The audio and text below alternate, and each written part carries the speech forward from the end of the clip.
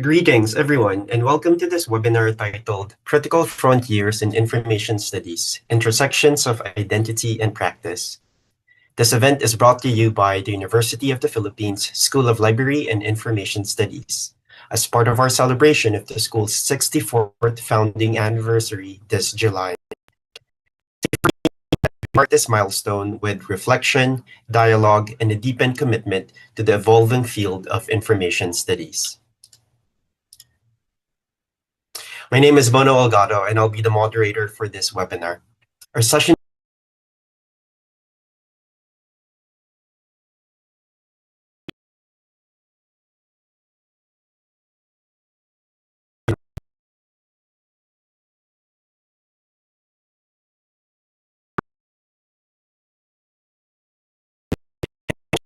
practices can challenge, reimagine, or reinforce those very identities. Quite a fitting topic as we celebrate the last 64 years, or rather the early 64 years of UP SLIS.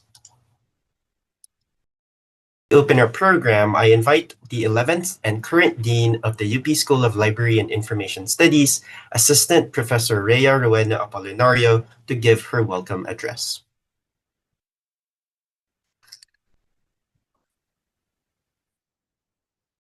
Thank you. To our guest speakers, Dr. Niloofar Solhjoo of Charles Sturt University, Dr. Alison of Victoria University, Wellington, Dr. Iyra S. Buenrostro-Cabbab of the UP School of Library and Information Studies, to our former Dean, Sir Johan Frederick Cabbab, Ma'am Kathleen Lourdes Obille, Ma'am Grace Golfo Barcelona, our faculty, rep, staff, alumni, students, and guests, good morning and welcome to the SLIS at 64 anniversary webinar, Critical Frontiers in Information Studies, Intersections of Identity. We are very happy, and I am personally very happy and honored to have with us today Dr. Solhjoo, Dr. Day, and of course, Dr. Buenrostro-Cabbab.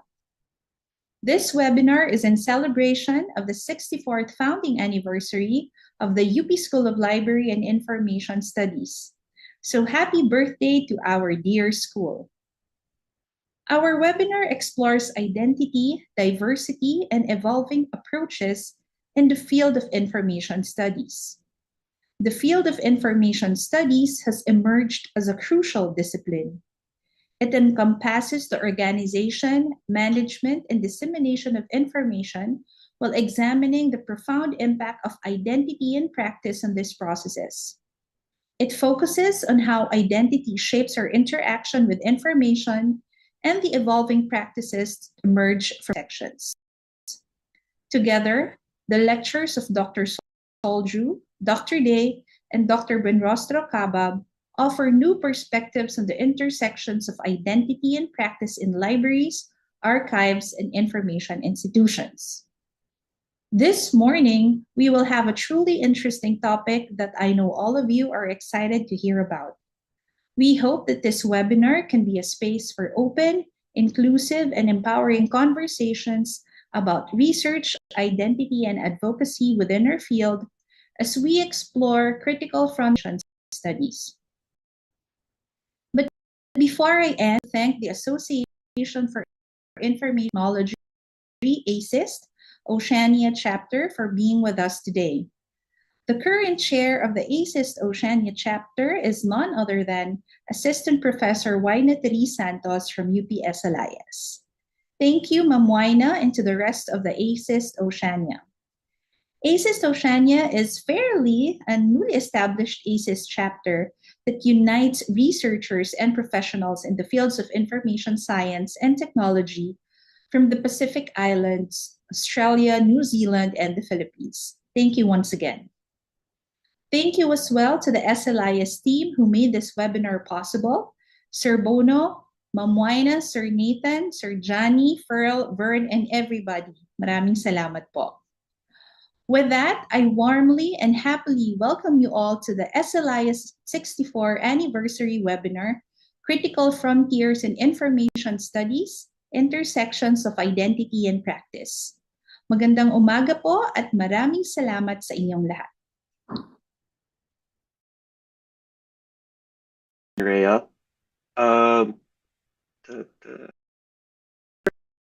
also pleased to have Assistant Professor Ina Santos, as mentioned by Dean Rea. She is currently the chair of the Association for Information Science and Technology Oceania chapter. Ma'am Wina is here for a short message.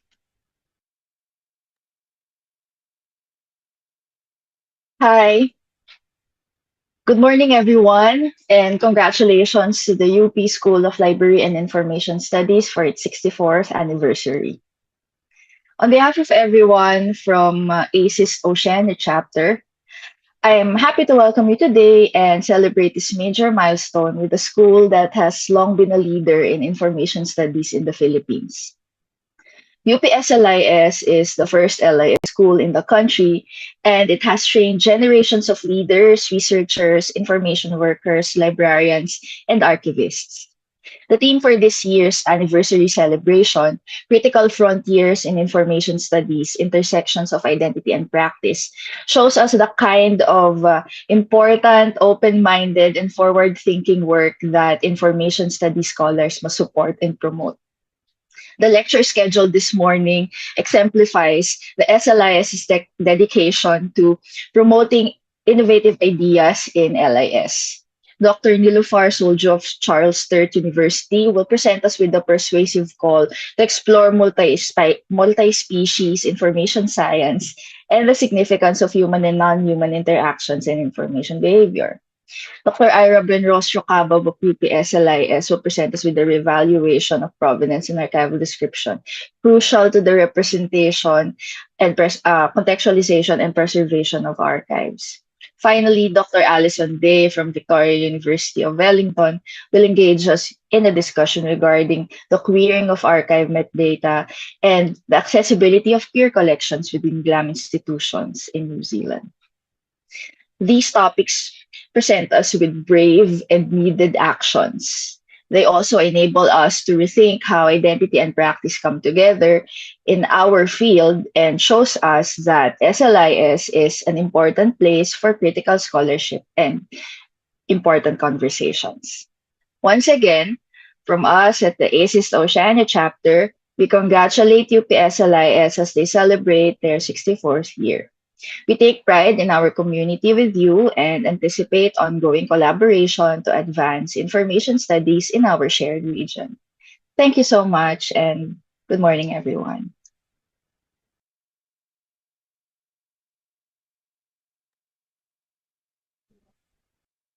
Thank you, Professor Santos. So before we begin with our first speaker, let me briefly walk us through the flow.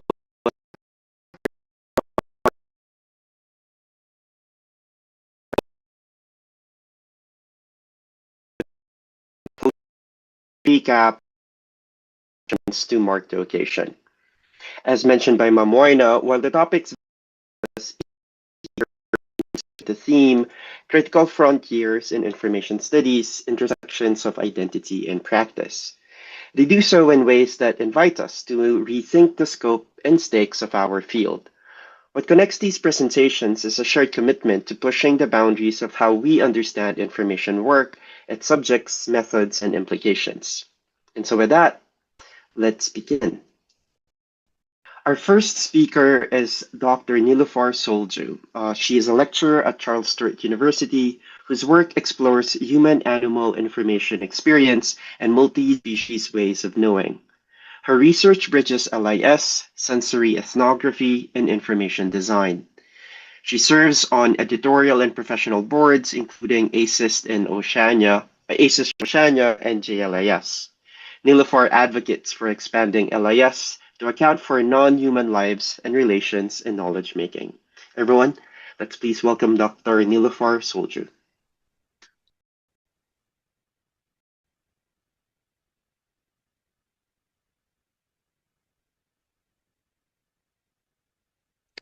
Hello, everyone.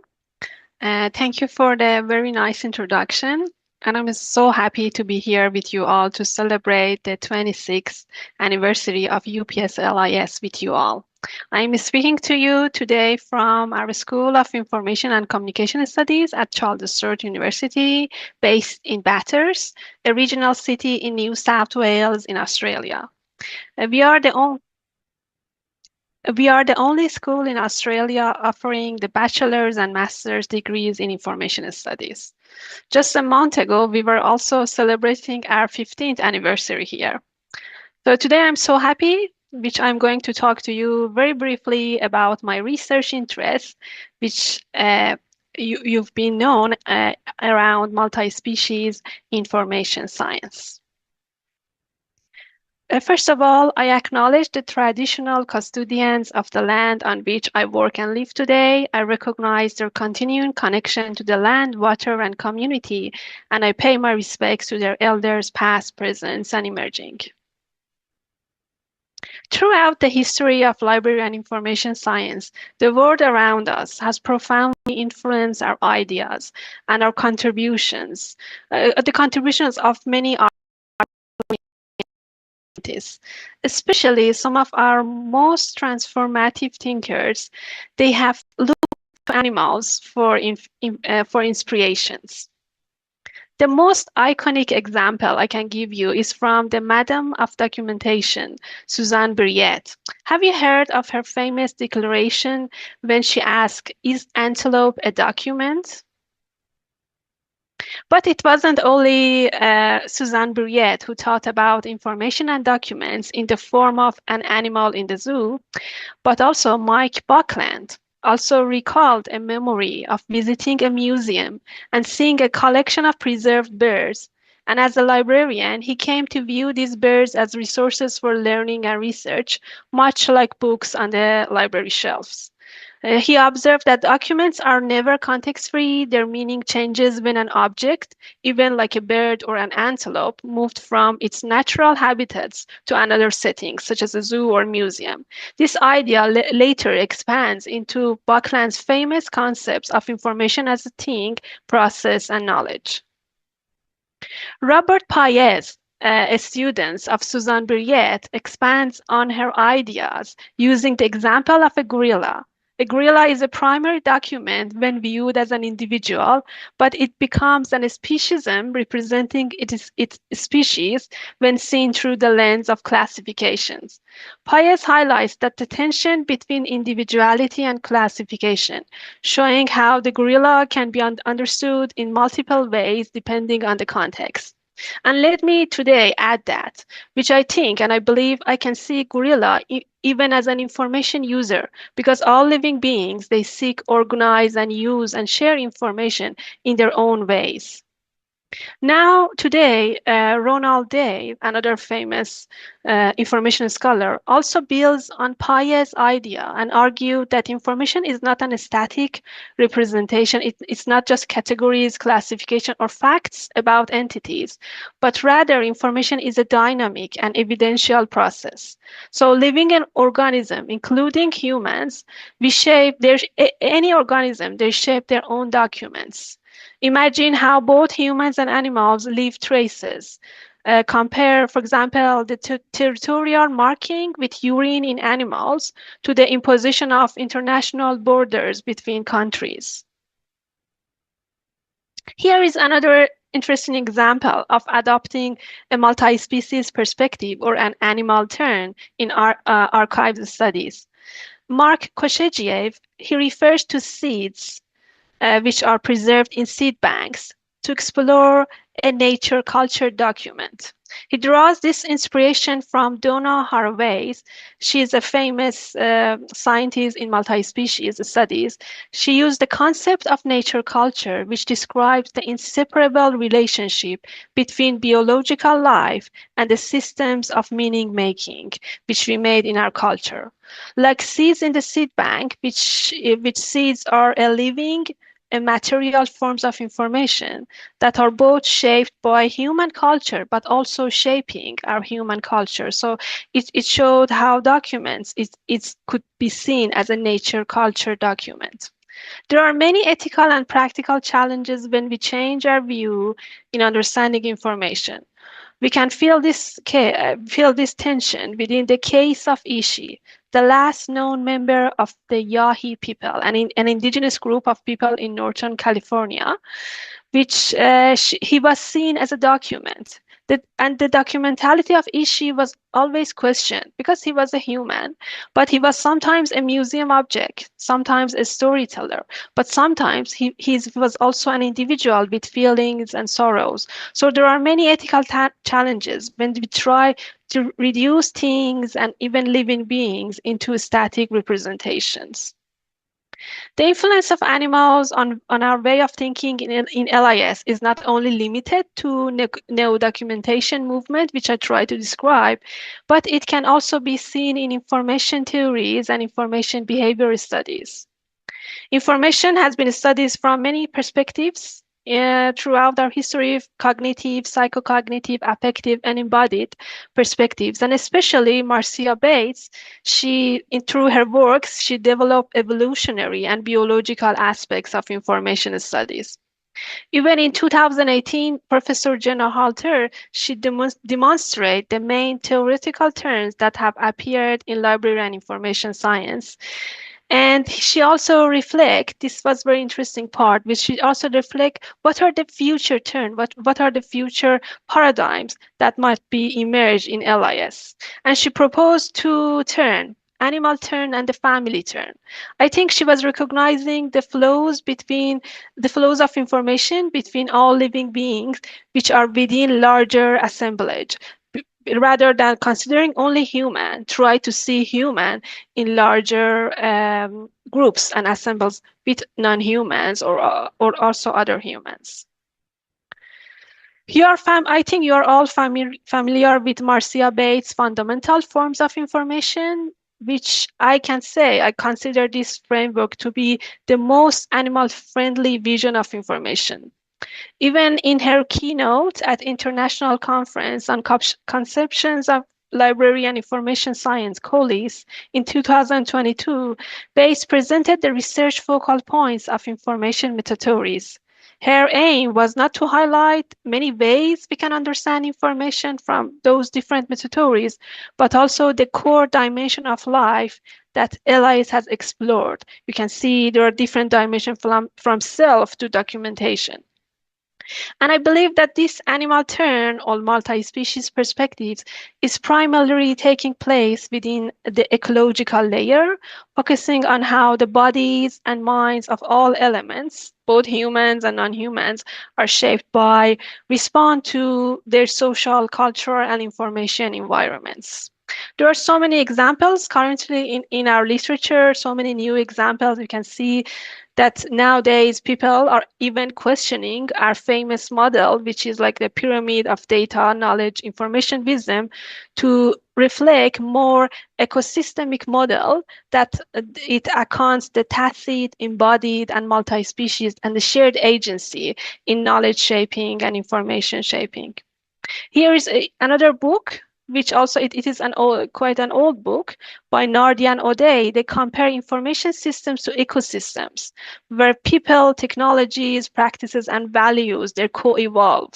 And based on this book, librarians are seen as keystone species because they play a crucial role in preserving and providing access to information.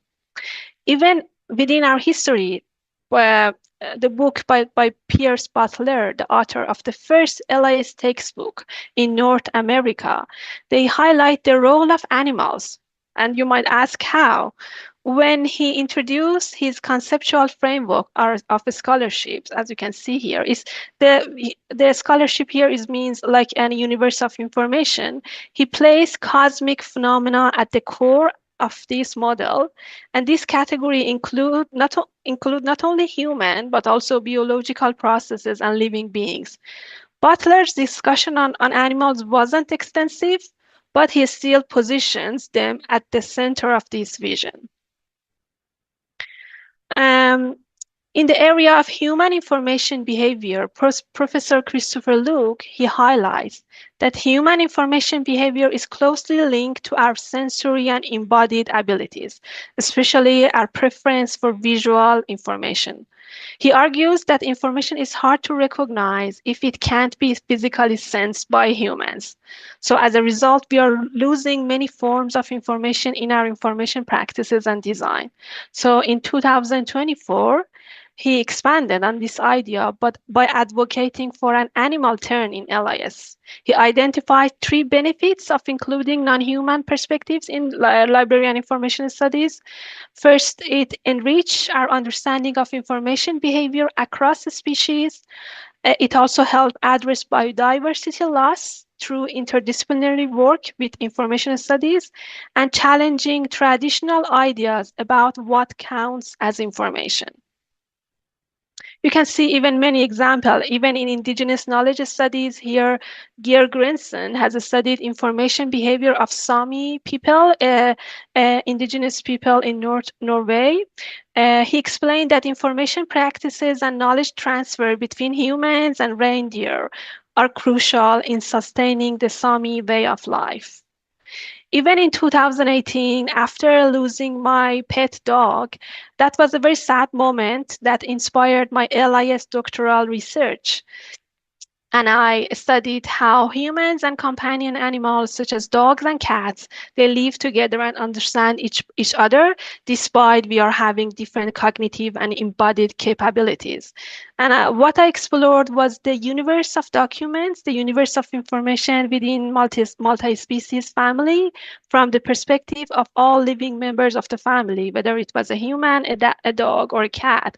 And sometimes even the material within their house become alive, and the information from the materials, the perspective of materials were also studied.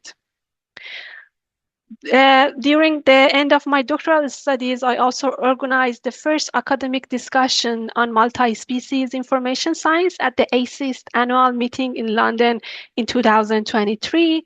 And I wanted several well-known information scholars who are interested in this perspective to help to explore, to tell me how they think about animal turn and how they think it might emerge in LIS and how it can expand our discipline.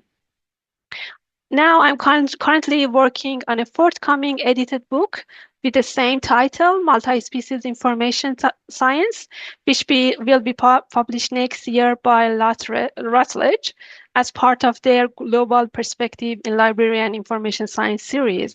And as you can see, a brilliant team of chapter authors is supporting this project. And I hope that this book will serve as a foundation for future studies in this area. While I try to share a historical context of the animal in LIS and try to provide evidences of their existence in our literature and theories, but I should say that multi-species science is just emerging. I hope you will all soon notice its growing influence on our practices, research, and even in our pedagogy in way of our teaching. But I'm sure you might already feel that this kind of multi-species as a meta theory, as a new lens, it gives us a different way of thinking and working, address many aspects of information from creation to access and documentation. And it is very ethical and empathic way that recognize all living beings within LIS borders. So thank you so much for giving me this time. And here is my contact information and additional resources for your reference. Thank you.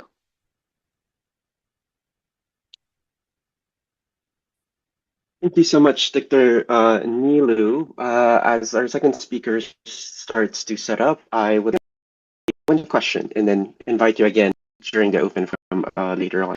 I also have my envelope with me, coincidentally. Lovely. As a documentalist. And also congratulations on the upcoming book and our condolences for the loss of your pet as well. Both greetings at the same time. I was just like wondering, I think you've presented a pretty good history of and the emergence of multi-species in for science or this animal whether this is archival studies or data science, for example, how would you or what would you account for such emergence or such turns? You Like, mean why is it happening? Why are we? Yeah. Mhm. Yes, I think it's because we got inspiration from the life around us. I think anything which happens in LIS were first more intent to the first was all about the systems. Then we go to human turn. We thought, okay, that we know about the systems, we know how we can how we can make references for users, but then we turn to the human side. And when we go to the human side of LIS, then we thought, okay, it's not only the cognition, and we go to the affections of the humans, then we turn to the body and happens. I think these terms emerge because LIS is somehow a theory. We studied the human from the lens of information, but the humans have many different aspects. And aspect is living within a natural world. So we get the inspiration from our natural world and try to make our understanding of information much more clear by getting inspiration from different aspects of life. I think Marcia Bass clearly she tried to show that, visualize that. There are so many different aspects and where we are getting inspiration and making those turns in different aspects of our life. Thank you so much. I think one of my students is here, and hopefully she raises a question later. She's exploring the intersection of archival studies and some emergent studies on animal studies, specifically about stray dogs and stray animals. So I think there would be some interesting intersections between multi-species info science and the work he does. We'll hold you off for a while and we'll invite you during the open forum with the two other speakers. And so with that, I'll go introduce our second speaker, our very own Dr. Iyra Buenrostro-Cabbab. Iyra's work centers on archival theory, memory, and politics of documentation in the Philippines. A UP SLIS faculty member since 2006, going on her 20th year next year. Iyra is especially interested in historical records, Filipiniana resources, and qualitative research in LIS. Dr. Buenrostro-Cabbab bridges practice and pedagogy, especially in shaping future archivists and record keepers. Everyone, Dr. Iyra. Hi, everyone. Good morning. So thank you, Bono, for that introduction. I'll be sharing my screen so I can start my presentation.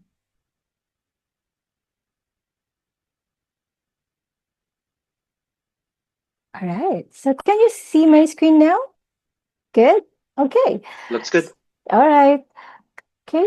Good morning again, everyone. My name is Iyra from UP SLIS, and it's really a pleasure to be invited to talk about the work that I've done and continuously doing on critical frontiers in archival studies, and also to be part of the celebration of the 64th anniversary of our beloved UP SLIS. So happy birthday to the School of Library and Information Studies, the institution that really that really brings a lot of contribution to the field of LIS in the country and in the region. So, there's a lot of inspiration from which I draw my work and my principles as an educator, as an archivist, as a researcher. So whenever I approach things and issues relating to archiving, record keeping, and memory work that challenge the traditional knowledge and practices that have been in existence for many, many years. So I will talk more about these inspirations in the next slides. And, for decades, a lot of our archival practices and notions had been expected to be accepted and most of the time left unquestioned. And this include the concept of provenance and description as a core archival function. Then the question is, why do we need to question the very foundations of archiving? Why the paradigm of critical archival studies matters? Seeing and operationalizing our mindsets and practices through the lens of critical archives exposes different layers of power dynamics. as we interrogate the shifting nature of records, archives, and even the changing roles of us, the changing roles of archivists, users, communities, and the discipline itself, and both empowering and marginalizing voices and displacing cultures and communities. So we have the power to both empower, and that very power that's ascribed to us can actually marginalize certain voices, certain individuals, certain groups, and even cultures and communities. So, as we start to question and deconstruct our traditions while being informed by critical theory approaches, feminism, decolonization, queer theory, and critical race theory, we can uncover the silences and weaknesses of the long-standing and accepted concepts and practices that may have been reinforcing various forms of inequality and oppression, and even hinder social justice. We may not be fully aware of it as archivists, as librarians, but our foundations and the power ascribed to us, as what I mentioned earlier, to put important records into order and discover and establish historical facts and justice are the exact mechanisms of influence and control that could lead to deliberate archival decisions that could cause misrepresentations, various forms of silences, collective forgetting, and apathy. Therefore, this act of questioning or interrogation encourages reflexivity in archival practice. We're asked to reflect on our own roles, our own biases, the ethics of description, as well as access and preservation. So, this approach demands accountability, not just technical expertise, but critical awareness of social and political contexts, including questions such as who has the control over the description of archival materials? How can we be so sure that the language and terms that we're using are not culturally and ethically problematic? How can we be sure that the power of archivists, which we're all proud of, is being used for the public good? So the critical examination of our own roles enables growth and avoids stagnation in gatekeeping. And there are already scholars who have started to challenge the archival structures and the role of archives in historical production and memory politics. So I will not be discussing each of them, but these are some of the inspiring ideas that play key roles in the generative discussions on critical archival studies. These include discussions that contest the positivist origins of, of our field, the archival studies, and the need to reconsider the purpose and values of records that go beyond the intent of their creation, the impact of the changing context and politics on records and their meanings, the inherent racism in our practices, and the need to expand our understanding of core archival theories and concepts such as provenance. So that's why we have the societal and parallel provenance here. And lastly, the integration of more humanistic approaches into our practices, such as feminist and human rights approaches, reparative taxonomies, and cultural humility. And these all promote inclusivity and transparency in the interventions that we do in the archives. So you will also notice that most of them are foreign scholars or they're based outside of the Philippines or our region. Currently, most of the local literature in the Philippines in archival studies are done through the lenses of history, film studies, arts and literature, and library and information science. So since I'm from an LAS school, obviously I have a bias towards it.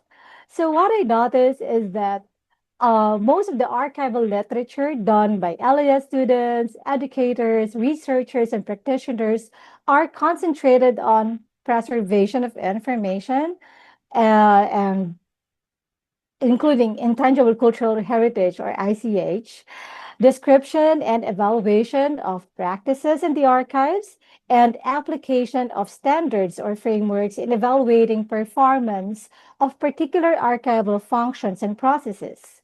So while these literature are very helpful in giving a preview of the current archival landscape in the Philippines, it is also important to step back a little and revisit our understanding of archival concepts and practices, especially when we're faced with issues involving records of vulnerable communities or records that are about or from a contested era in our history.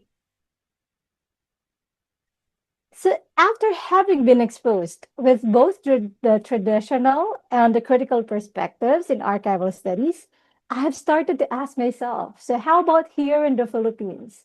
So, my own dilemma of trying to fit in the standards and work with communities to capture their stories and experiences made me feel that there's some sort of affective disconnect. Something is missing. So when I was doing my PhD dissertation and I focused on memories and photographs of a contested era in Philippine history, the martial law era in the 70s and in the 80s, I asked myself, how about them? How about the memories and voices of those who were in the frames of photographs that have little to no captions and context? How about the names of the martyrs and victims during the dictatorship inscribed on the wall of remembrance and other memory sites, or those whose names that were never recognized or heard? And then the next question that I have is, how about us? How about us archivists? How about us, the educators, scholars, practitioners? As I said earlier, there is this epistemic dilemma where practitioners and educators like me try to balance the practical and the theoretical, and most importantly, the neutral and political. So my work examines the potential of photographs as performative agents of evidence and memory in building a people's archive. By using the case of the photographs taken during a highly contested era in the history of the Philippines, the martial law era, as I mentioned earlier, this study demonstrates the reactivation and use of these photos in the stimulation of memories that can contribute to a more nuanced discussion and understanding of this period in the Philippines. And this approach has deeper implications to the understanding of provenance as a core archival concept and description as an archival function. So photographs are not merely objective, visual representations or neutral evidence of the past, but these are very powerful tools for documentation and persuasion. Most of the time, they are used only as accessories or supplementary resources to the more dominant textual records, especially in doing historical research. So, as spectators or viewers or users of photos, we do not need or even have the chance to know the origin or peer through the camera's viewfinder to see what the photographer perceives and experiences and even the intention as they shoot the photos. We always see the final framed image and along with its elements, which Roland Barthes describes as an arrow that pierces us here in the heart.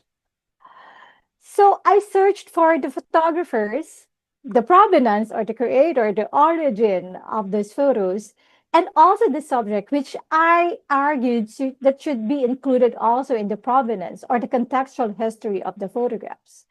And I thoughtfully asked to share with me their stories, their intention, the story that they would like to tell, and even their feelings years after they have these photographs.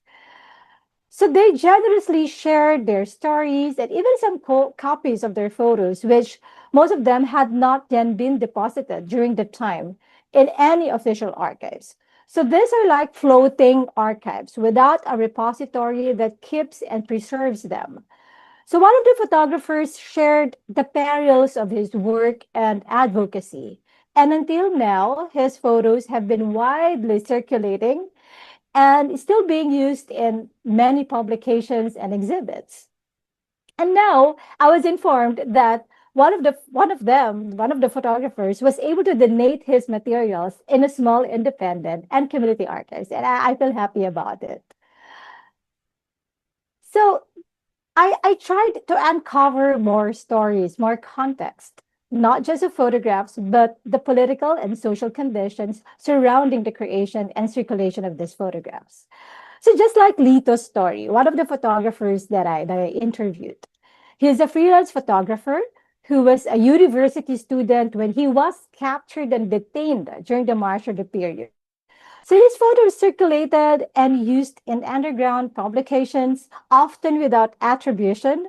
But for him, it's okay, as long as they're being circulated. His main intention was achieved. So that's what he said.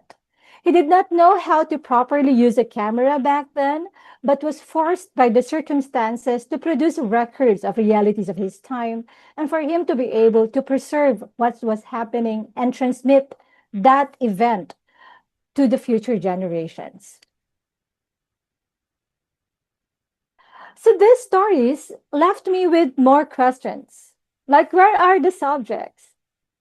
The subjects that played important parts in the history of these archival objects. And I strongly believe that these subjects should be part of the history and they should be treated as like co-creators of these records. It's like what Jeanette Bastian mentioned in her papers. So this is one photo of a political detainee that was also shared to me by another photographer, Lito Ocampo. And I was able to find that subject decades later. So he knew that he was being photographed, but it had been years since he saw the photographer. So he shared the memories of his struggles as a labor organizer, the tortures and the intimidation that he and his fellow detainees experienced, and the suffering that he and his family had to endure in terms of health and finances, even after martial law was lifted. So even the democracy was reinstated, they were still suffering. So stories of his experiences that are obviously not part of the frames or even captions of this photograph were captured or were included in the contextualization of these records. So I also remember the last words that were said to me by his wife, by Celine Benosa. She said, "Maraming salamat anak sa pakikinig. Thank you very much, my child, for listening." Because it's not every day that people would listen to their stories because they are just in the margins waiting for help and waiting for attention to be given to them. So that's why these encounters led me to start rethinking the core concepts and functions of archives, specifically provenance and description. Traditionally, we see provenance as the origin, the creator, the custodial history. It's a very linear definition of provenance. And description, we see description as having or imposing intellectual order to our records, to our archives. So I began to see the importance of and need to start reconceptualizing this, the concept of provenance from its singular and linear nature, and to a more dynamic group of individuals that co-create the records and their meanings based on affect and experiences. I also realized that reshaping this concept and archival mindset also requires a more reflexive and reflective methodology that doesn't only involve the sense of sight, which we usually use when reading, describing, and analyzing records in front of us. We need a methodology that involves listening to uncover more stories and contexts and to reach out to more people as we let them interact with their own records. So according to Dobson, let's now go to archival listening. According to Dobson, listening is often ignored in democratic conversations. Usually we put more value on the freedom and ability to speak. The louder the voice, the better. Then the ability to listen. We often put listening on the sideline. In doing archival listening, the role of oral history enabled by photo elicitation is very important. Oral history is an act of bringing the past to the present through a dialogic exchange between people. According to Alessandro Portelli, a renowned oral historian and scholar, oral history is the listening art. While the interviewer is supposed to be the one being in control of the interview and asking questions, but from what I experienced in doing oral history interviews, I believe that having a free-flowing conversation is more important. One must not make the participant feel that they are mere sources of historical data. One must play the role of a learner and an active listener. And, archival listening, therefore, is a political and humanistic act in the performance of democracy and human rights. And this is not new. Listening is a very basic skill, and this basic skill can empower various agents or members of the provenance and establish a common ground between how we can look at and describe records of or photographs depicting suffering and vulnerabilities of others, and the participation of those who create and co-create these records as they provide their contextual knowledge and how they want to remember and be remembered. The reconceptualized provenance, the collective provenance, which I am proposing, is an interpreting community and not only a single entity that traces ownership, origin, custodial history. So I am including the photographer, the subject, the archivists, historians, and the symbolic entrepreneurs, who are the ones responsible for the framing and commemoration of people and particular events in our history that engage and install resources in mobilizing activities to persuade others to join them in their commemoration. So I borrowed that term, the symbolic entrepreneur, from Armstrong and Craig in their study in 2006. So these individuals, the members of the collective provenance, may not know each other or share the same temporalities as they describe the photos, but they are connected through the visual records that they're looking at, the shared memories, their experiences, and their goals. In this reconceptualized provenance, collective memory is incorporated into the description. Because if photographs are social objects that evoke memory, why not use people's memory to describe these materials instead of strictly adhering to neutrality and objectivity of archival description? It can also be seen here, the dynamic interaction between collective provenance and archives, borrowing from documentation studies wherein meaning making happens through document experience. Members of the collective provenance can participate in the description through their document experience as they recall events, as they interact with the photograph. So the combination of collective provenance and critical listening therefore encourages and empowers people and community of individuals to describe their records and tell their stories, shifting the traditional power away from the archivists to the actual users or community that they serve. And speaking of power, we've been talking about power and people power. An iconic uprising took place in 1986 that ended Marcos' dictatorship. This is such an influential event that inspired several protest movements in other countries under dictatorship during this time. And if you search Google Images, you'll see thousands of images of people during this uprising, this popular uprising.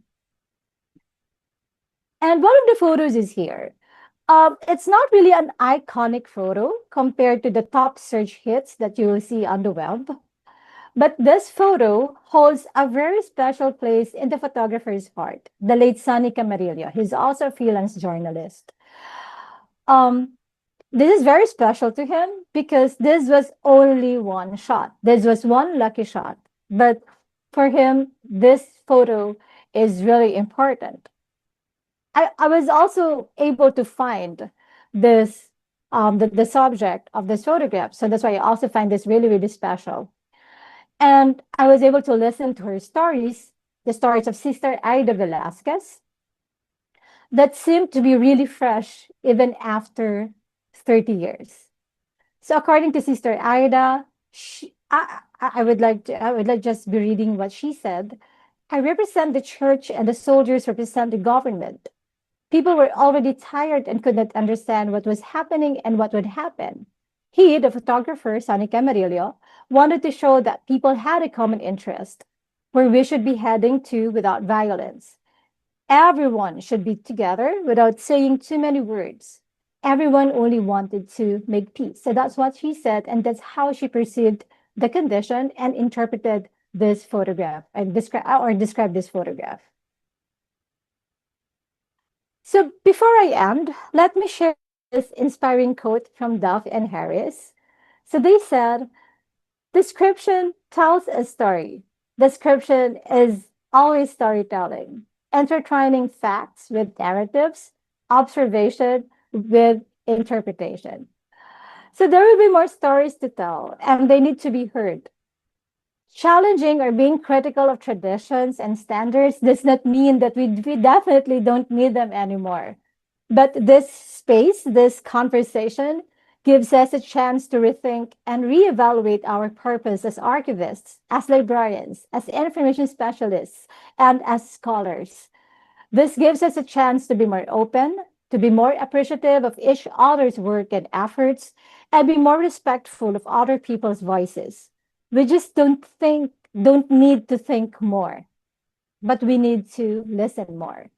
And with that, thank you so much for listening. So if you have questions, you can raise them during the Q&A, or you can send an email to me at ira@slis.upd.edu.ph.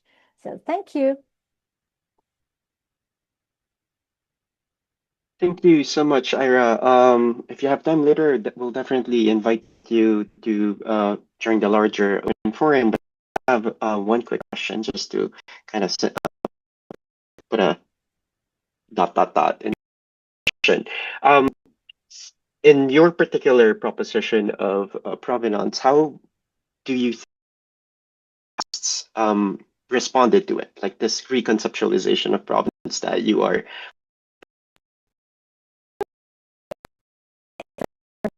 It has been reconceptualized. There have been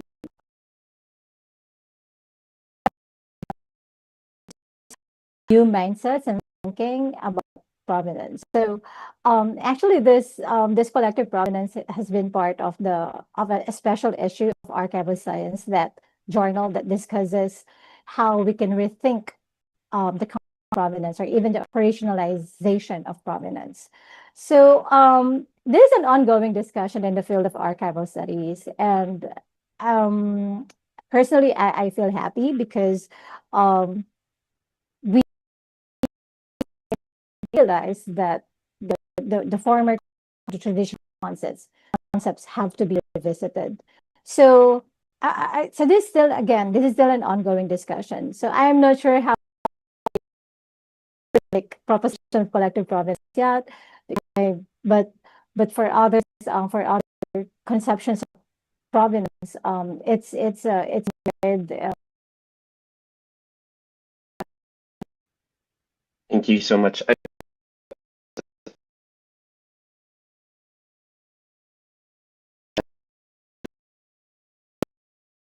Just one of those Kiri the artwork. Yes, I've seen that. Of photographs. Question like the value, which actually is aligned with your proposition as well in terms of like, but if it's a collective provenance, then it won't necessarily be unknown. Nicely of the communities that surrounds it. Okay, so we'll hold on. Perhaps hopefully she can join us during the larger Q&A later on. Our third speaker is not yet here, so we will have a surprise, and I'll hand it over to Professor Wellington. Thank you, Sir Bono, and thank you once again to our second speaker, Dr. Iyra Buenrostro-Cabbab, for that insightful and thought-provoking session on rethinking provenance and advancing critical archival studies.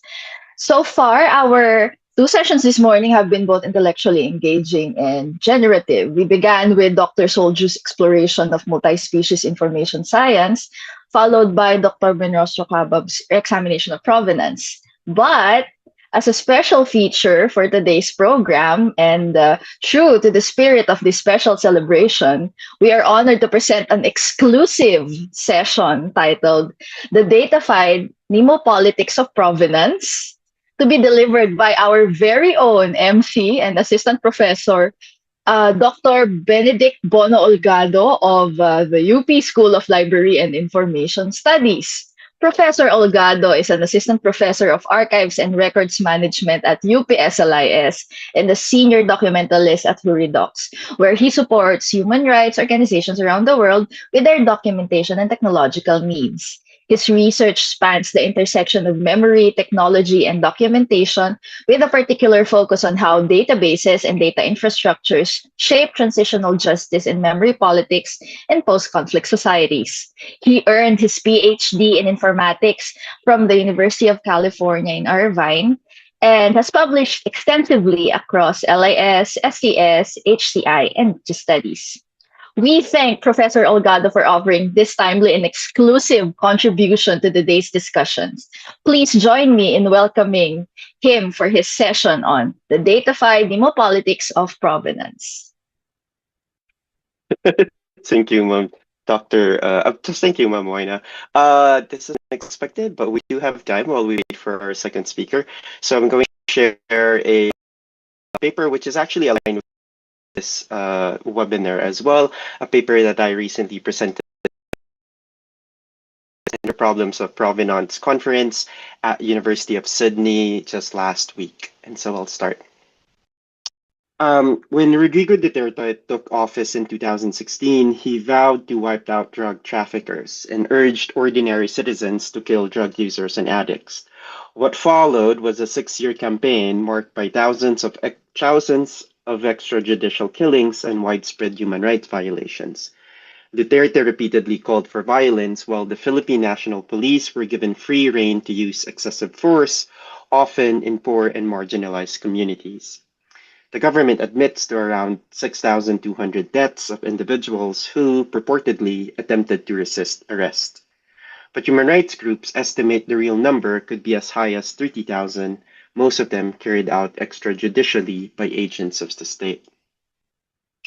In late 2016, I joined a collective of journalists, artists, cultural workers, and community organizers documented the casualties and scope of the government's deadly campaign. Our aim was to build a quiet but rigorous documentation effort, one that could support both urgent advocacy and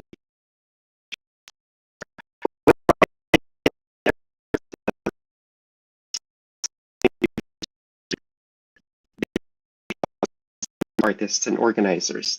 But I had never designed a database for human rights violations, let alone one meant to support the pursuit of justice in its various forms.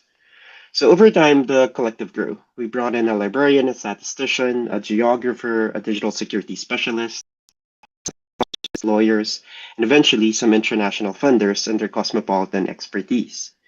We argued a lot: ethics, structure, terminology, purpose. Our databases were revised again and again and again. Different members, each with their own forms of expertise and urgency, kept returning to the same question: what exactly are we building, and are we doing this right? It began as a personal involvement when one collective eventually grew into a broader inquiry. I wanted to understand how databases were becoming so central to human rights work, not just in our case, but also globally. From 2021 to 2024, I studied the rise of databasing not only as a tool, but as a practice of human rights documentation. Much of this focused on Uridocs, a 40-year-old NGO based in Geneva that supports over 400 human rights databases around the world. Databases, I have found, clearly have become what human rights scholars Lopez and Fletcher call practice forms, or those interventions that become standardized, expected, and fundable. Databases are used to manage cases, quantify harm, advocate for accountability, and even memorialize the dead. From the drug war in the Philippines to the genocide in Gaza, a topology of databases have emerged, cutting across truth-seeking, legal redress, reparations, and non-reoccurrence. And yet, despite their ubiquity, the politics and epistemologies behind these infrastructures often remain under-examined. So as databases become practice forms of human rights work, they shape how violence is known, named, and narrated. They configure the categories, impose structure, and assert order, often under the banner of neutrality, professionalism, or expertise. It is in the space between the technical and the political, between data entry and memory work, that deeper questions begin to emerge. This brings me to the core argument of this talk. In studying the databasing of human rights, we see how infrastructure and expertise not only surface the enduring problems of provenance, but also actively reconceptualize, like what Iyra has done and the collective of our critical archival study scholars are doing, reconceptualizing what provenance is and what it can become. Provenance here is no longer merely a static marker of origin, it becomes a relational, infrastructural, and epistemic terrain shaped and constrained by the very systems and actors that seek to lay bare state violence in its afterlives. So, what does this look like in practice? If provenance is no longer a static origin but a contested terrain, then we have to ask, where is it being negotiated, through what systems, and by whom? In response, I specifically locate them in databasing, in its entanglements with infrastructure, expertise, and inertia that moves and binds them. So I look at databasing both as an archival logics and also here on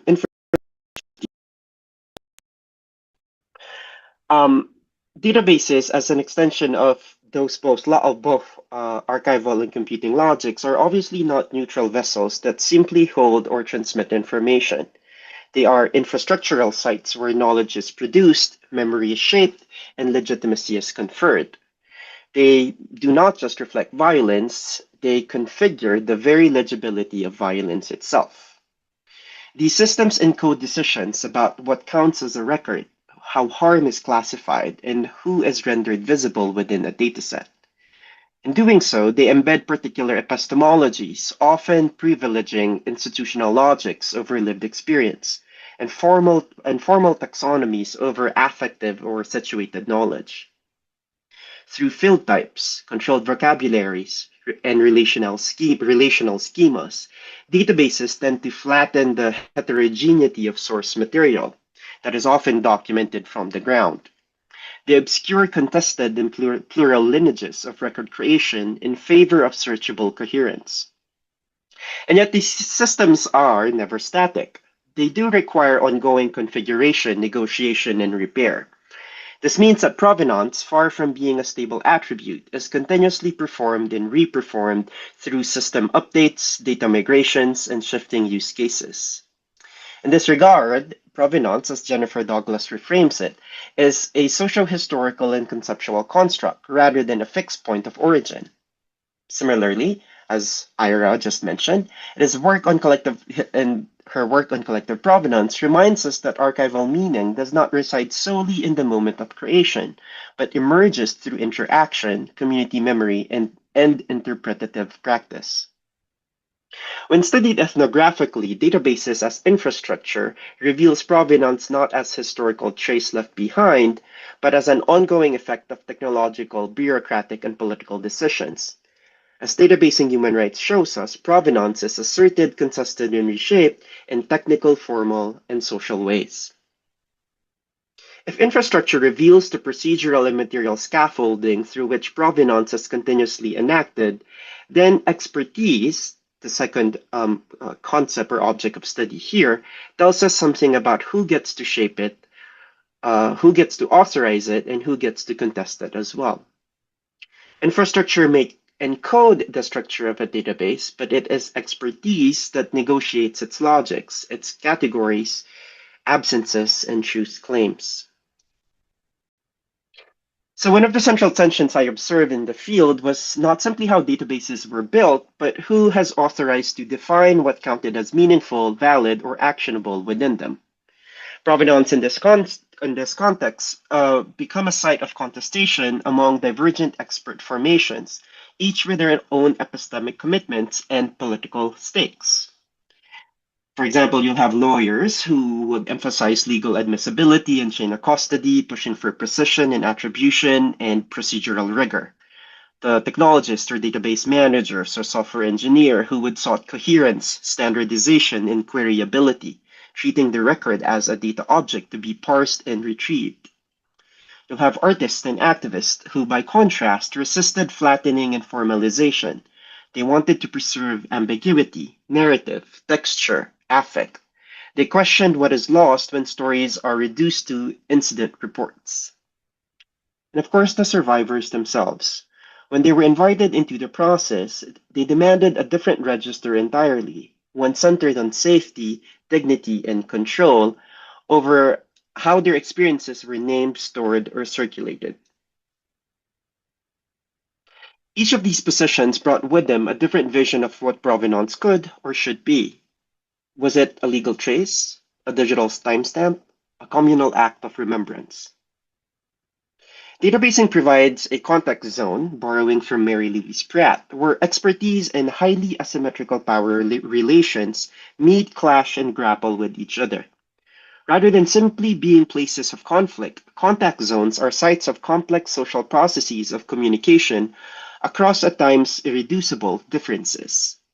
It is a power-charged set of exchanges of push and pull from Clifford. The interconnectedness of these differences is often awkward, unequal, unstable, and creative, a form of friction, as Anna Ching would call it, that continuously make and unmake, in this case, provenance and dynamic reconfiguring.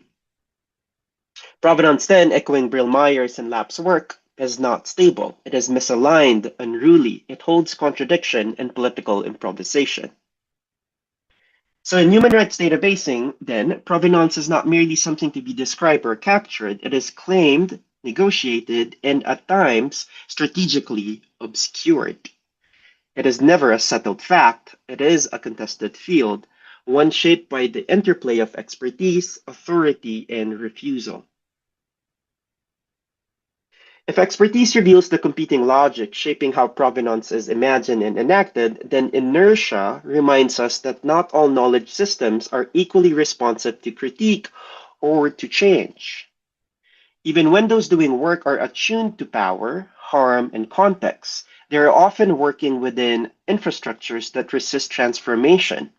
Expertise may challenge the system, but the system has a weight of its own.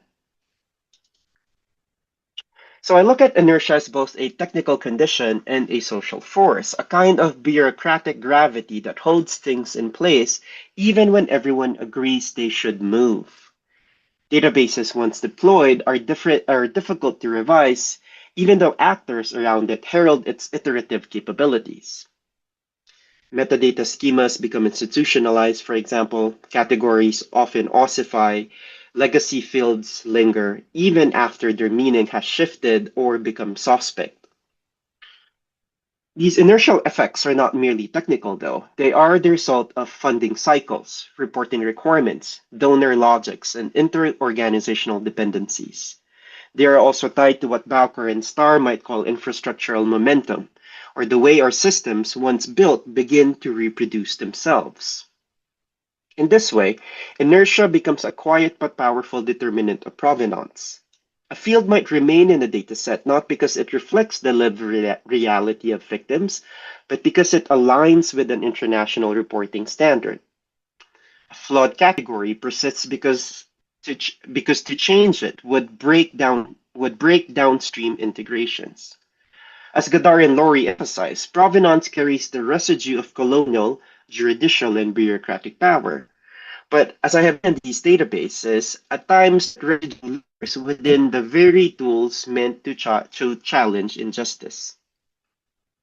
Here, provenance is shaped less by intent than by constraint, less by epistemic clarity than by institutional habit. And yet these constraints matter deeply. They structure what can be read, how violence is made legible, and who is rendered archivable in the first place. This is particularly acute in human rights work, where databases are expected to be both agile and authoritative, responsive to emergent crises, and legible to future threats. The burden of credibility often translates into a preference for stability, not experimentation. And so what emerges is a tension between the desire to reimagine provenance in these active contact zones as collective, relational, or plural,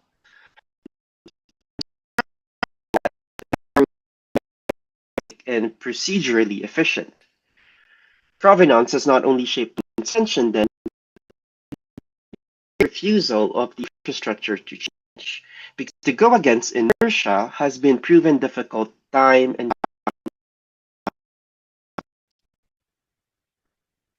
so I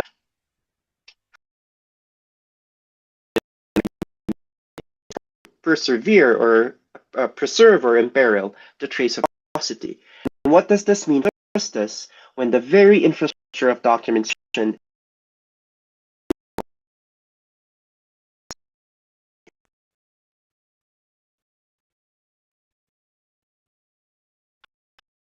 been tracing throughout this talk is what I've come to call datafied mnemopolitics, or the ways in which memory and memory work are negotiated through and co-constitutes the data infrastructures that shape the way we contend with our violent pasts. In this context, provenance is no longer a simple marker of origin.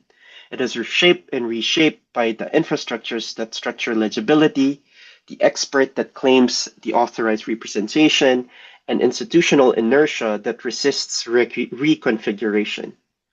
It is, in other words, not a given but a site of contest, technically enacted, socially negotiated, and politically charged. The databases that I studied and helped build were not just repositories, they became spaces where competing logics clashed. The demand for narrative versus the demand for standardization, the desire for justice versus the need for procedural order.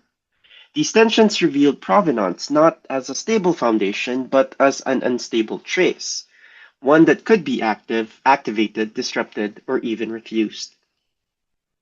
And so this is the terrain of datafied mnemopolitics, a terrain where the past is not simply remembered, but formatted, where violence is parsed into fields and drop-down menus, where the dead are rendered into data, sortable, visualizable, and actionable, but not always grievable.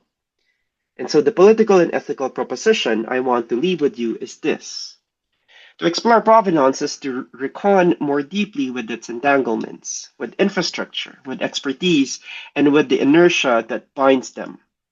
If we are to reimagine provenance as liberatory practice, it must be one that accounts for the infrastructures we inherit, the expert languages we wield, and the institutional resistances we navigate. And as critical information and archival study scholars have articulated,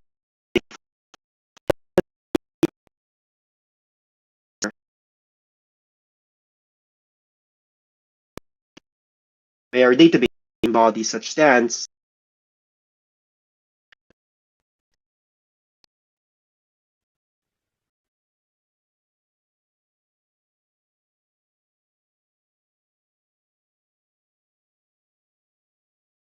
That discussion, Professor Olgado. Now we are down to our last speaker. We have Alison Day. Alison, hi. Alison Day is a PhD student in the School of Information Management at Victoria University of Wellington. Her PhD research explores the collecting, documenting, and donating space with respect to New Zealand's queer communities, queer independent archives, and GLAM institutions and universities. She has interests in the evolving field of queer metadata and description, and was a member of the Queer Metadata Collective Research Group, which authored Best Practices for Queer Metadata. Alison also holds a PhD in history.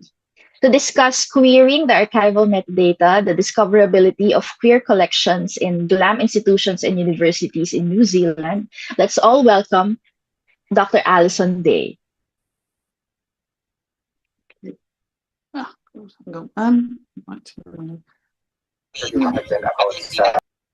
Hi, hello. Right. I'll just share my screen, which seems to have vanished somewhere. Oh, there we go.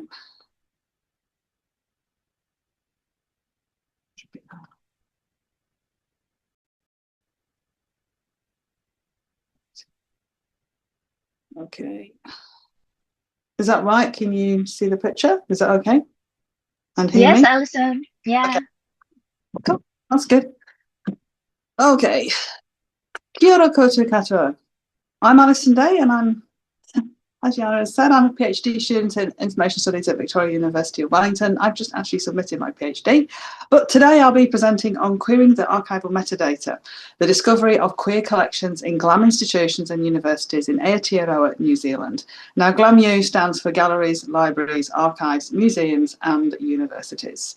And that actually, in the picture, that's a picture of the Charlotte Museum in Auckland. That's the sort of lesbian-orientated museum. It's but it's also an archives and a library and an exhibition centre. So probably should say, like in New Zealand, we have various institutions, various places that call themselves archives, but they also cover a whole range of things. Our boundaries are pretty blurred. So my presentation today will include the following: past and present queer metadata, queer theory, queer keywords, reparative description, and some suggestions from my research. So please note I'll use the terms queer and LGBTQ+ as umbrella terms in this presentation. Now, Homosaurus uses LGBTQ+ as its sort of universal common word, which is what I've used in this one. So going to look at past and present queer metadata. So Carmen Rupe, this is a picture of Carmen Rupe, was a businesswoman, well-known personality and cafe and nightclub owner in Wellington, New Zealand in the 1970s and 80s, as well as a would-be mayor of Wellington. She got about 400 votes. She described herself as a transsexual, although as a performer in the earlier part of her career, she might have been called a drag queen. Transvestite and female impersonator were labels that could have also been applied. Today we'd use the term transgender, but is that how Carmen would have wanted to be identified? And how do we make that decision? Should we apply terminology used at the time, even if it might cause offence today, like transsexual? These are some of the issues raised in everyday dealings with queer materials: how to identify, should they be identified, and what terminology is appropriate. And these questions underpin this presentation, but first I'll just give you some historical context for New Zealand. So in New Zealand, homosexuality was a criminal act until legislation in 1986. So before that, and for quite a while afterwards, law reform, queer folks were stigmatised and discriminated against and would often conceal and/or destroy personal collections and items, so little was kept. GLAM-U institutions also did not seek out or collect LGBTQ+ material, and this was seen as a conspiracy of silence by the queer communities to keep their voices from being heard. This meant the queer folk were, in terms, and the term used by Michelle Caswell in her work, symbolically annihilated from the national narrative. Moreover, as New Zealand gender studies professor Chris Brickell pointed out, and a quote down the bottom there, until fairly recently, scholarly investigation of the history of homosexuality was not regarded as a respectable endeavour, which he wrote in 2003. This was meaning there was no need for institutions to collect queer materials because there was no demand from academic researchers. So underpinning my research is queer theory, and briefly in the GLAM-U sector, queer theory seeks to challenge the dominance of heteronormative constructs, the mainstream binaries of male-female, by advocating for fluidity and multiple expressions of gender and sexual identity, thus improving discovery and visibility. In the queer metadata context, this means challenging predominant heteronormative classification systems and control vocabularies, and applying appropriate queer terminology to facilitate discovery. So, a queer problem, discoverability. So from a queer perspective, while institutions do now collect queer material, discoverability is an issue. The literature has highlighted several factors. Freeman in 2023 found that there was a lack of queer keywords from a user perspective, while Davison in 2011 highlighted the limited nature of existing descriptions which are unlikely to contain queer metadata. So they're quite limited, which means that even if they're queer, they weren't labelled as queer. So Library of Congress subject headings were identified by Johnston 2010 and Drabinski 2013 as inappropriate and incompatible with today's terminology. And BOCOM 2018 found there was a lack of queer communities' participation to develop descriptors and metadata that was appropriate. So to investigate what was happening in New Zealand, I undertook interviews as part of my PhD project. This is just a very small part of my PhD. I conducted 30 semi-structured interviews with GLAM-U information professionals, so 23 single person, 7 dyad joint ones, and 1 written response. And the findings were analysed using Braun and Clark's reflective thematic analysis. So I'll now move on to discussing some of the findings on queer metadata and reparative description. So first of all, queer keywords and searching for those. So the findings show that the majority of GLAM institutions had none or very few queer keywords, so supporting what Freeman found, to support searching for queer materials. Some institutions did not have any identified queer materials, although these might as yet be unaccessioned. There's quite a lot of places that don't. They've got quite big backlogs, and they might be queer materials that are hidden in existing or unaccessioned collections. If institutions did use queer keywords, these were usually reflected the dominant groups of lesbian and gay. So they would use those over using a sort of more universal term. So this means queer materials are underdescribed and they're often undiscoverable and inaccessible to LGBTQ plus communities. And the situation is further exacerbated by inconsistency in general terminology use across the institutions to represent the queer community. So the universal terminology they use. So for example, rainbow, queer, LGBTQ plus. It's not consistent. So there are issues with these two. For example, some people find queer offensive. Also, using an acronym is problematic as this varies. So for example, within New Zealand, we have LGBTTFIQ plus. The T and the F in there stand for Takatapu, which is for Māori, and Whawhawhine for Pacifica. And then we have LGBTQI plus and also LGBTQ plus. And also there's also by country as well. So for example, Canada has two-spirit at the beginning of theirs as well. So it's not universal by country either. So one of the other areas identified is the Library of Congress subject headings. And these are used in many GLAM institutions in New Zealand and internationally for classification purposes, including in New Zealand for archives as well, certainly in quite a lot of institutions. However, for queer, they are inappropriate as the terminology is outdated with the potential for harm if they are used for queer description. For example, sexual minorities is the subject heading, as is transsexual. The change process takes a long time. There's been a great book out recently which has documented some of how long it took to sort of change the term from illegal alien to undocumented migrant. But anyway, what's happened? So, for example, transgender people is now an LCSH heading, as is intersex, which is hermaphroditic people. So those headings still are there in LCSH, but they're also, as well, we have transgender people there too. So using communities metadata is one way around the LCSH issues. So homosaurus is a control vocabulary that can be used in conjunction with the LCSH to use more appropriate terminology. In 2015, it was taken by the Digital Transgender Archive, who transformed it into an online linked vocabulary. It used to be just a sort of standalone one before that. And this dramatically increased the accessibility of homosaurus and allowed cultural institutions from around the world to have access, which was a huge thing. So in New Zealand, homosaurus is now being implemented by 3 institutions, the latest being my university, Victoria University of Wellington. However, is standardising metadata losing queer communities representation? So using LGBTQ+, which is the homosaurus preferred term, which is the one I've used because it was used by homosaurus, who does that leave out? Indigenous, and you can see like it doesn't really fit with Canada.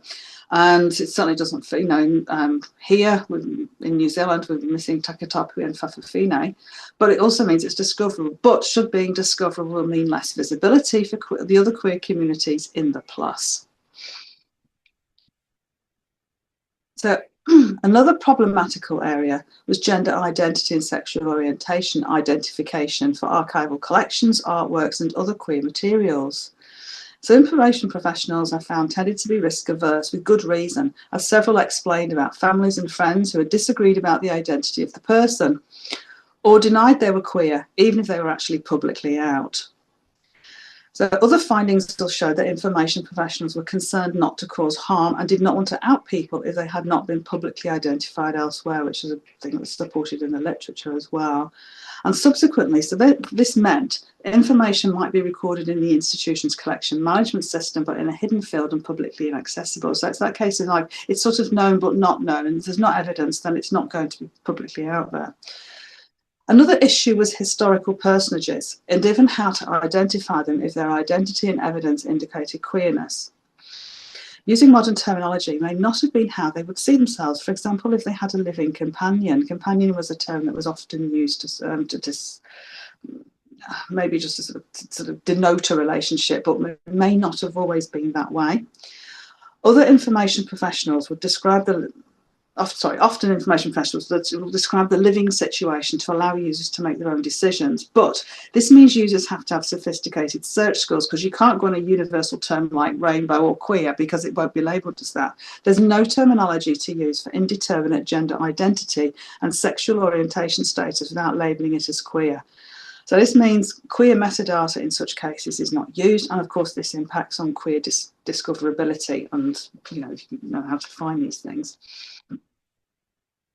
So one suggestion is for information professionals to become what's known as queerly informed, which was what Drabinski in 2013 advocated for, and use a queer perspective, a queer lens. So this would not only challenge the heteronormative view of institutions, but would help information professionals when identifying and classifying queer materials. There are 2 publications to assist information professionals to become queerly informed. There's the best practices for trans and gender diverse resources and best practices for queer metadata.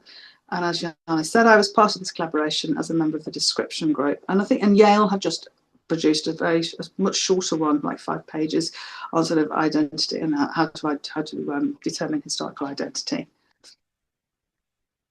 Connecting with queer communities has been undertaken as well by only a handful of institutions in New Zealand for a variety of reasons, including the time and resources necessary to keep going a sustainable relationship.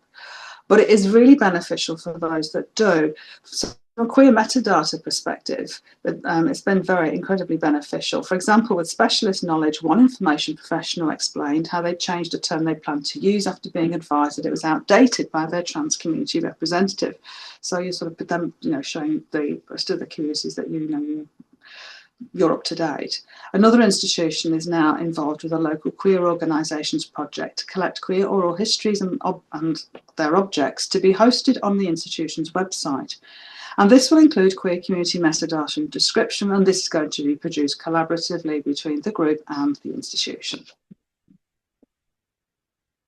So reparative description. Now, reparative description is just one label for this. It's got lots of inclusive cataloguing is another, but it means like to remediate or contextualise potentially outdated or harmful descriptive language and create metadata that is appropriate and inclusive. So in New Zealand, there is a wide variation, as I found, across institutions regarding reparative description, from nothing to ongoing practice.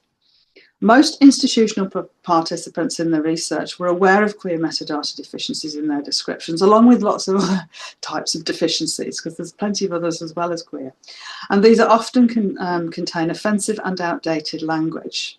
However, resourcing means that for many institutions, reparative description is not a priority. It usually occurs on a case-by-case basis. So if a member of the public draws attention to an inappropriate term or information professionals come across something in the course of their work, then they'll fix it up. But this also does apply to lots of other marginalised communities as well. So if they're undertaking reparative description, LGBTQ+ is part of that, but not the whole. So reparative description also includes improving poorly described materials, and this includes queer content. So in a few institutions, improving descriptions, particularly for artworks, means queer materials becoming accessible, but this usually happens only on the initiative of the information professional. So they decide that will be a good thing, that's part of their remit, they want to do that, then they will do that, but it's not a standard thing. One institution has introduced ongoing and proactive reparative description with a group designated time for this task in their work schedules. Although time constraints means it's not retrospective, so it's from collections that are coming in now. They have found it to be a very time-consuming process. Another issue is the emotional challenge of dealing with outdated language, shown by the quote, "It was embarrassing and confronting to find all the instances of harmful language that staff had used over the years." Resourcing such projects on an ongoing basis needs to be supported by management, and that was certainly what Alison 2023 has recommended. Otherwise, it will remain on a case-by-case basis only with limited effectiveness. However, the caveat being that doing something is much better than nothing in this particular area. So even just like the ad hoc stuff is good, but it would be much better if you could do a project or have it as an ongoing part of your built into part of your day-to-day practice. So this leads on to some of the conclusions and suggestions from my research for improving the discovery and description of queer materials. So the findings showed that there was a need for the adoption of homosaurus across New Zealand institutions to ensure consistent queer terminology, queer terminology deployment. So it's easier to find things, the things that are already there, because you'll find things are labelled in lots of different ways. Using the trans, or not at all, using the trans metadata and queer metadata best practice documents is also suggested to help information professionals to determine gender identity, particularly for historical persons, and those are freely available on the internet. Reparative description in GLAM institutions should also become part of standard practice, either on a, in whatever way that can be, rather than on a case-by-case or feedback basis in order to be more effective. And institutions should also aim to try and build connections if they possibly can as part of growing queer communities' appropriate metadata and to have access to their specialist knowledge. There's a whole lot of reasons why they could do it, but that's just one aspect as well. And all of these would help information professionals to become aware of queer culture, to become more queerly informed and use a queer lens when describing queer materials. And these are the references that I used. And thank you very much for listening. And any questions? I'll stop sharing my screen. There we go. Okay. Oops. There we go. Thank you so much, Alison. And first of all, congratulations for submitting your second PhD dissertation. Thank you. Yes. Is the defense, are you done with the defense, or this is the submission before? That's all. Okay, no worries. I bring in the rest of our speakers for the general open forum. I do have a question for you, Alison. How do we then, based on your research, are there situations where the communities themselves, the queer communities, don't necessarily agree on terms of terminologies that then eventually translate into metadata? And how do the communities and then by default the GLAM institutions actually account for extensions, if they do exist? This, to be honest, it's just no. There's so little stuff that's in there really that they're still trying to work their way through it. The GLAM institutions, we're right at the beginning of it all. I mean, there's different views in the communities anyway. I mean, like queer is not particularly liked by some of the older generation who remember it being used as a slur. But then the younger generation have adopted it and, use that quite commonly, and it's quite a common usage. Like, yeah, it's not easy because there's lots of fragmentation within it and dissension. So not at the moment. We haven't really got to that point yet. Apart from the fact that people don't like transsexual and stuff like that. That's all seen as, because that's quite derogatory from the 70s and 80s. Which is what a lot of the classification systems have. Yeah. Right, definitely.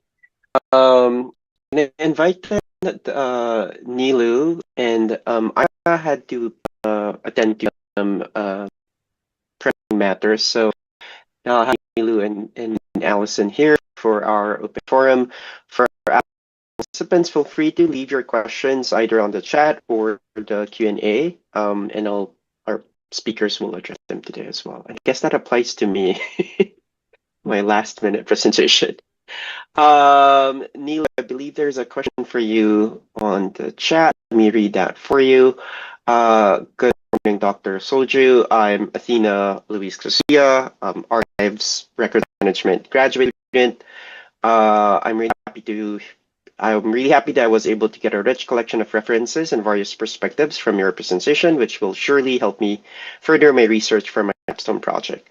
Since I started my research for my capstone, which I want to focus on stray animals archives, I've been the idea that I might impose my human-centric perspective on how the stories and the experiences of such stray animals are archived, since we cannot exactly get what stray animals want to say. This reminds me of what is it to be a bat, right? That piece. And I might not only understand them from my humanistic point of view and affect. This worries me because I might diminish their identity and memory to mere objects of the archives.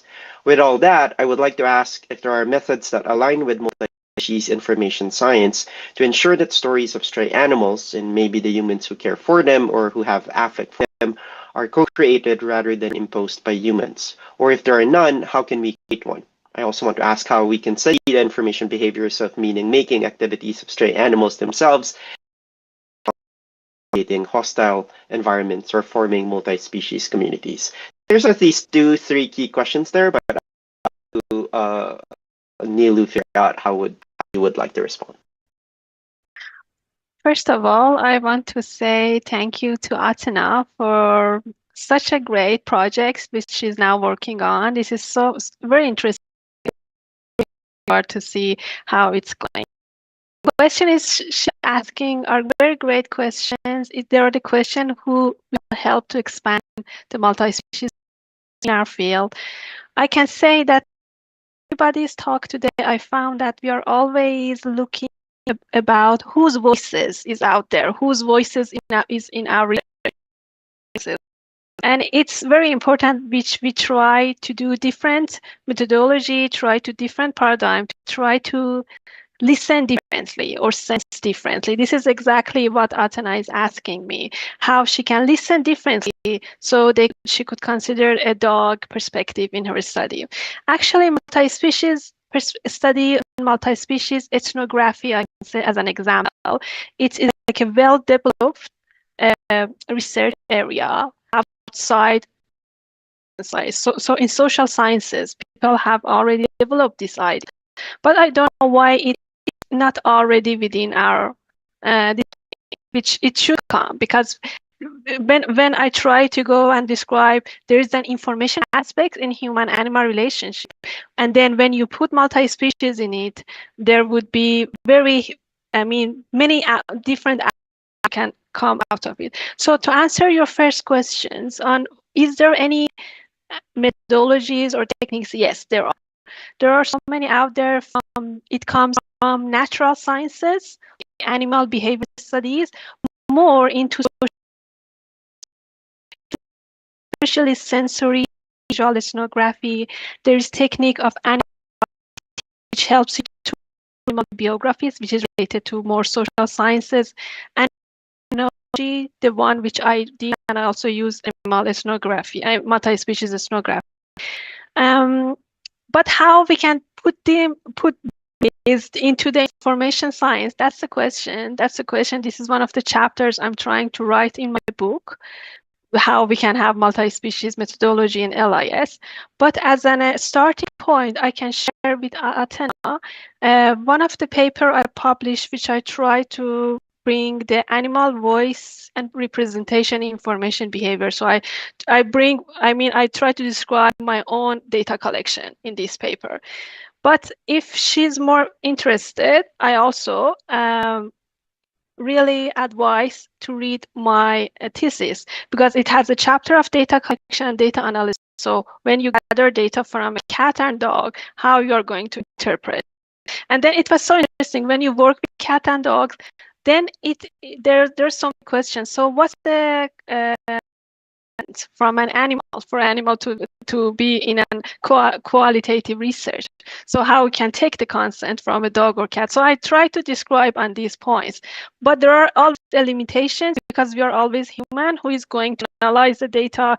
We are not exactly a dog or cat, but there are some ways to get close to their mind, to their way. Many established research methodology which you can look into. And I think when you try them in LIS, that provide so many interesting results for our field, but also more interdisciplinary research with others who are in different area of social sciences, but interested in human-animal relationship and want to know what is out there. Thank you so much for that, Nilu. You're definitely helping me advise my student, providing these references and presentation that you just had.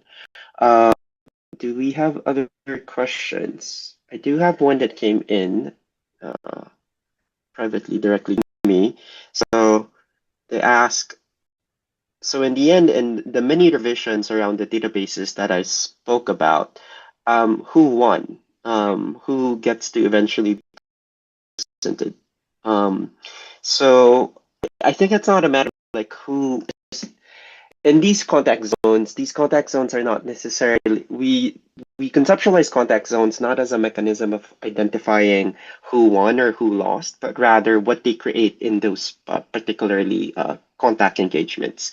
Of course, we acknowledge that people come in these in hierarchical power relationships, right? So, for example, often in my studies, the lawyers will always come with a certain air of expertise and have linguistic mechanisms to actually, quote unquote, convince people in the space to go a particular way. Let's give a specific example, right? In defining a field and a property and the values available in that particular field or property, often would be a debate. So, for example, um, if they're talking about age categories, right? So, statistician will provide you a different way of measuring age, and then you have different experts that actually opt for certain like categories, right? And so often in these contact zones, people will argue and give point of view and perspectives. Eventually, I guess one can identify who won by looking at the final decision and who is likely to actually propose that particular decision. But often that is actually not the case, right? Because a healthy contact zone, even though it is within highly asymmetrical power relations, will eventually come up with some sort of form of agreement, right? Obviously, there are people who disagrees with form of the database itself, but they don't necessarily throw out the entirety of the database because everyone believes in the output in itself and what it could be used for. So it's interesting to study the act of creating the database or databasing as opposed to just the database itself, as especially the what I'm zeroing in, what I've zeroed on. Okay, are there any other questions? Neither Alison, each other, or for him as well. Okay, Nathan has a question for both Alison and myself. Let's start with Alison. Common issue in archival description is the amount of backlog that remains to be processed. Given this context, what is the best strategy to advocate for reparative description instead of simply LP?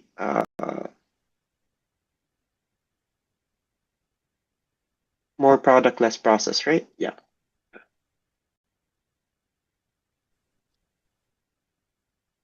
One is just to prioritize. It's just to pick the particular area you want to do, just focus on a small, particular area, particular project, and focus on that. There's a sort of advice that's coming through at the moment. So, and make it sort of, you've got a particular, choose a particular topic and just look at that particular area. I mean, a lot of it depends on what kind of resources you've got and also getting senior management buy-in for it as well.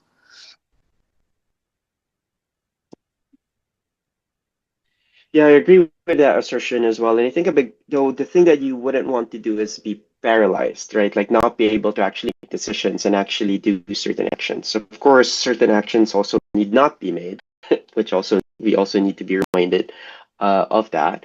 But I think often when we try to operationalize the critical into actual day-to-day actions of information professionals, we tend to have a difficulty of actually bridging that gap from theory to practice, or we tend to be paralyzed. Actually, I think that's like an ongoing discussion for folks who do engage on global information studies to actually find ways to do.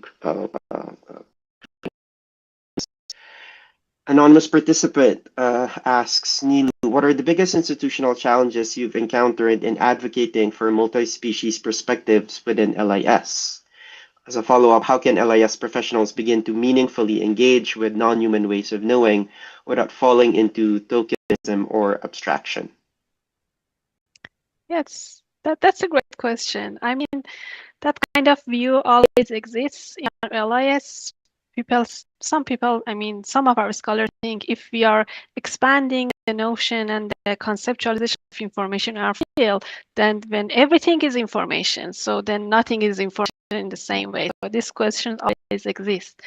But I think it's dependent on a way we think, we see the world, what is our epistemology, and what is how we see. Some people are so positivist in doing information practices or doing the research in these areas. So they never believe that we could enter like an annual view of information. Instead, I mean, the techniques more qualitative, they're not clear. But what I believe is that I am very fond of Marcia Base. I think you somehow see it in my presentation. It's a very famous, concept. A thread of information is looking for the thread of information, and she believes that the universe of living is somehow rooted, and so many information which is rooted in the universe of living, which makes documents, and those documents are so much interwoven into each other. And I believe that bringing these different views of, for example, animal turn or the body turn, there is a love turn emerging. These turns and this view is just expanding our idea. It brings like the question Atan asked. She asked, okay, how can I bring the stray dog perspective in our archives study? Is it exactly what other researcher, what Alison is doing? Or she's saying the queer people is not out there, their voices is not. We can find different ways of bringing different others who are different. If we can bring their voices in, if we find new methodology, new approaches, they, for example, for children, for queer studies, that's how I try to describe it. One of the obstacles I always have is describing this. Some people also publishing around this area. I had so many problems first when I started to publish. The journals did not accept this kind of idea. I tried to put it. I started like how most or white employed men's all practice is mostly about them, and then I try to connect it. There are so many privileges in our information study, and one of them is not seeing the animals. And when the reviewers see this, they just say you can't compare humans, we are not animals. But I say we are human, animal, and we are not. I mean, there are so many similarities between us, and also if we are different, we also have living together for a long time. So there should be something out there in our relationship that can be added in information science. So getting to that point to have others to support the idea is hard. And it's not like that people would support this idea, not all of them, but I was so lucky to get the chance to to meet so many famous and well-known scholars like Jenna Hartel, which really supported. So make some videos around it on her famous InVideos YouTube channel. I don't know whether you see it or not. There's so many nice video clips about what is multi-species information science. Emerging intersections between scholars and science and technology study scholars, like multi-species thinking is also very heavy framing for SDS scholars. And I think there's like the cross-pollination definitely within the last decade, and being able to also identify the venues and maybe perhaps having these conversations both sideways, horizontally and vertically across different fields, also be a good approach. To Alison, if a GLAM institution wanted to start querying its metadata practices today, what's one change you think would make the biggest immediate difference? Okay. Is that? Sorry, what was that written down or not? No. It's on the Q&A Was it? Oh, window. sorry, that. Oh. Yeah, What I can. Yeah. headphones and wanted to start it.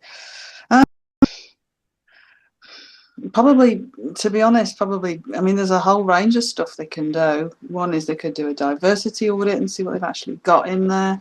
Secondly, they could think about how, doing some reparative description, going back and having a look, actually actively having a look at what they've actually got in there. Thinking about implementing something like Homosaurus. There's a range of things. It just depends what people's interests lie in and where they think they're going to make the most difference. I mean, the other one is making contact with. You can't just do what you could do one, but probably a range of things is better.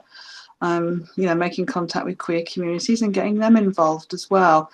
But all of these take time, effort, and resourcing, and that's something that most places don't really have a lot of in any way, shape, or form. So it tends to be sort of bite-sized pieces. So, I mean, the easiest one is to start with probably is things like Homosaurus description, because they're all in-house. And again, like I said, it's just, but you've also got to have like the IT technology as well for Homosaurus, because you would need to integrate it with Library of Congress subject headings. So we do have that at the National Library, and I've talked to the other two places that are doing it. It's sort of ongoing, but it's you've got to go for IT, information technology department first. So it's not easy, but I think that, and also getting people out there as well to sort of think about getting some more queer materials in there as well. And then you can engage communities and thinking, the other one is like tagging, is having websites that will actually allow tagging. So then you can get communities involved to put their own particular tags up there, their own particular labels to help with queer discovery. There's a range of things. There's a lot of things people can do to start with, but it's just a case of making a start somewhere. Thank you for that. And I guess we'll end with this last question, which is really it was sent to me privately, and it's partly in Filipino. So I believe this goes for Nilu. This particular student is looking at, or rather is raising the fact that like human computer interaction in itself is a huge field that is an offshoot, arguably, of information science, probably construed. Is there anything that we can, I guess, the framing of is there anything that we can draw from the established rich field of HCI and seeing it side by side with human-animal interaction, perhaps? Yes, that's a very great question. And we should say that human-computer interaction, they already have animal perspectives. They have animal-computer interaction well established. There are so many labs working on how to design for dogs, cats, wild animals, design information systems for them, something that we can help our relationship interaction with animals, and also helping the lives of the animals themselves, not the human. So I guess, yes, one of the very major areas which LIS could contribute and also could get some ideas is from animal-computer interactions. I think people like Tim Gorichanas, he already make lots of connection between information behavior, information experience, and human-computer interaction. He had so many papers and books around it, how they're both connected, and looks at information experience and design from different ways, but somehow same outcome, similar outcome. So yes, one of the idea that I got from the animal-computer interaction for my own doctoral research was around how I can get the consent of a dog. And then I found in animal-computer interaction, because they work with many animals, they already covered that. I had something like the doggy letter is like a model which can show you how much freedom your dog have in a research. Most of the research in human-animal computer interaction is more experiential, my research was more like phenomenological, more ethnography. It was a different context. It was not within a lab. It was more give more freedom, but I can use some of their ideas. And I can say there are so many great, they have techniques of more than human participatory research methods, which mostly used within human computer and animal computer interaction. Methods can also use in LIS studies. So yeah, there are so many things. And within that multi-species book, I also invite people from animal computer interaction to write chapters and see how they can contribute. And what I found right now from some of them is that the way animal computer interaction is working, there are still mostly human interests. They are working around designing systems and things which is for humans to look after animals or to work with animals. It's not really animal, but how the multi-species is expanding in information science in LIS is trying to bring that animal interest to discussion, and that would also help people working animal computer interactions. Thank you for that. Also, quickly on a side note, I just realized that there's at least 4 LIS or computing lab that are named, acronyms are named after animals. There's Cats Lab. My lab was named after a panda bear. It's called Panda Lab. Oh, something to unpack there as well. So thank you so much, Dr. Day and Dr. Solhjoo. We are going to thank you. So just very quick close. We began this webinar asking where the animals are in LIS. And in that question, we were invited to expand the boundaries of our field. That is to recognize that information work studies is not just about humans, but about all the entangled lives and ways of knowing that shape our world. We also rethought provenance, not just as a matter of origin, but as a practice that determines what is remembered, what is trusted, and what is made legible in the archival record. And finally, we turn to the politics of metadata and description, where queerness challenges us to move beyond neutrality and toward more honest, plural, and care-infused forms of representation. Across these talks, a shared thread emerges. Identity is never incidental to information practice. It is foundational. And if we are to meet the critical frontiers of our field, we must attend not only to what we know, but to how and for whom we know it. Once again, thank you for our speakers, our audience, and of course, our organizing team. Happy 60th anniversary to the UP School of Library and Information Studies. And here's to more co-shaping a field rooted in care, inquiry, and critical practice. Muli, maraming salamat at magandang umaga sa inyong lahat.